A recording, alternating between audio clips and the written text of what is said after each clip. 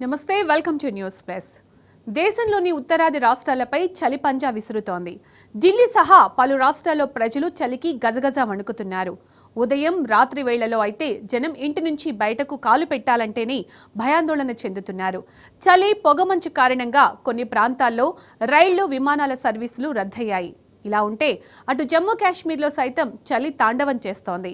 అలాగే రానున్న రోజుల్లో చలి తీవ్రత మరింతగా పెరిగే అవకాశం ఉందని వాతావరణ నిపుణులు హెచ్చరికలు జారీ చేస్తున్నారు. అసలే మొన్నటి వరకు గాలి నాణ్యత లేక సతమతమైన ఢిల్లీ వాసులు ఇప్పుడు ఈ చలి తీవ్రతతో మరిన్ని ఇబ్బందులు పడుతున్నారు.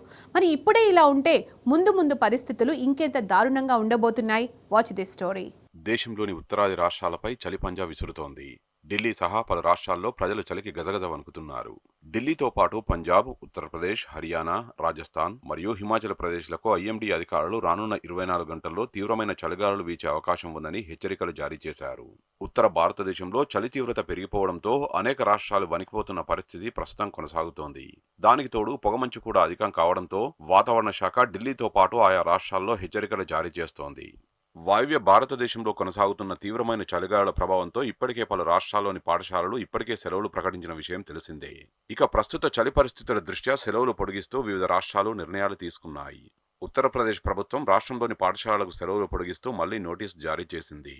అన్ని పాఠశాలలు జనవరి 14 వరకు మూసివేయబడతాయని పేర్కొంది. 9 నుండి 12 తరగతుల విద్యార్థులకు ఆన్లైన్ తరగతులు నిర్వహించబడతాయని వెల్లడించారు. ఇదిలా ఉంటే జార్ఖండ్ ప్రభుత్వం జనవరి 14 వరకు రాష్ట్రంలోని ప్రభుత్వ, ప్రైవేటు పాఠశాలల్ని మూసివేయాలని నిర్ణయించింది. జనవరి 15 ఆదివారం కాగా ఆపై తరగతులు జనవరి 16 నుంచి పునః ప్రారంభమవుతాయని నోటీసులో పేర్కొన్నారు. పంజాబ్, హర్యానా, ఉత్తరప్రదేశ్, రాజస్థాన్, హిమాచల్ ప్రదేశ్లకు చలిగాలుల హెచ్చరికల్ని జారీ చేసిన ఐఎండీ అప్రమత్తంగా ఉండాలని సూచించింది. దేశ రాజధాని ఢిల్లీలో వాయు నాణ్యత డేంజర్ లెవెల్స్ కు పడిపోయింది. ఇది ప్రస్తుతం ఢిల్లీ ప్రభుత్వానికి ఆందోళన కలిగిస్తుంది. ఢిల్లీలో నేడు కనిష్ట ఉష్ణోగ్రత 1.9 డిగ్రీల సెల్సియస్ గా నమోదైంది. గత 2 ఏళ్లలో దేశ రాజధాని ఢిల్లీలో నమోదైన అత్యధిక కనిష్ట ఉష్ణోగ్రత ఇదేనని ఐఎండీ వర్గాలు వెల్లడించాయి. దేశ రాజధాని ఢిల్లీలో తీవ్రమైన పొగమంచు కారణంగా పలు విమానాలు ఆలస్యంగా నడుస్తున్నాయి. మరోవైపు పొగమంచు కారణంగా ఉత్తర రైల్వే ప్రాంతంలో రైళ్ల రాకపోకలకు తీవ్ర అంతరాయం కలుగుతుంది. 29 రైళ్లు ఆలస్యంగా నడుస్తున్నాయి. ఇక నిన్న హర్యానాలో హిస్సార్ 1.4 డిగ్రీలు, రాజస్థాన్లోని చురులో -0.5 డిగ్రీలు, పిలానీలో 1.5 డిగ్రీలు ఉష్ణోగ్రతలు నమోదయ్యాయి. దేశవ్యాప్తంగా ఉత్తర తూర్పు ప్రాంతాల్లో తీవ్రమైన పొగమంచు కారణంగా 480కి పైగా రైళ్ల రాకపోకలపై ప్రభావం కనిపిస్తుంది. రానున్న 2 రోజుల్లో పరిస్థితులు మెరుగుపడే అవకాశం ఉంటుందని వాతావరణ శాఖ భావిస్తున్నప్పటికీ తాజా పరిస్థితులు మాత్రం ఆందోళనకరంగా ఉన్నాయి. అలాగే జనవరి 8వ తేదీ వరకు దేశ రాజధానిలో మంచు కురిసే అవకాశాలున్నట్లు వాతావరణ శాఖ అంచనా వేస్తోంది. ఈ మధ్య తేలికపాటి వర్షాలు కూడా పడొచ్చని తెలిపింది. దీంతో ఢిల్లీకి ఆరెంజ్ అలర్ట్ జారీ చేశారు.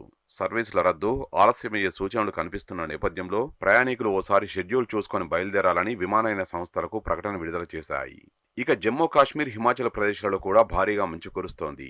హిమాచల్లోని లాహౌల్ స్పితిలో హిమపాతం కారణంగా 35కు పైగా రోడ్లు, 45 విద్యుత్ ట్రాన్స్ఫార్మర్లు ధ్వంసమయ్యాయి.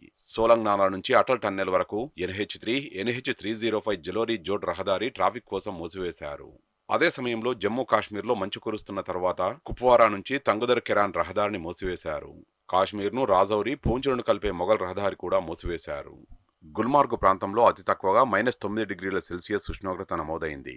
అమర్నాథ్ యాత్రకు బేస్ క్యాంప్స్ గా ఉన్న శ్రీనగర్ సిటీలో -3.3 డిగ్రీలు, కాశ్మీర్కు గేట్వేగా ఉన్న ఖాజీగుండ్లో -5.2 డిగ్రీల సెల్సియస్ ఉష్ణోగ్రత రికార్డైంది. అలాగే ఉత్తర కాశ్మీర్లోని కుప్వారాలో -4.4 డిగ్రీల సెల్సియస్ ఉష్ణోగ్రత నమోదైంది. కాశ్మీర్లో రాబోయే 10 రోజులు పొడి వాతావరణం ఉంటుందని వాతావరణ శాఖ కార్యాలయం అంచనా వేసింది. లోయలోని ఎత్తైన ప్రాంతాల్లో రానున్న రోజుల్లో తేలికపాటి మంచు కురిసే అవకాశం ఉందని వాతావరణ శాఖ అంచనా వేస్తోంది.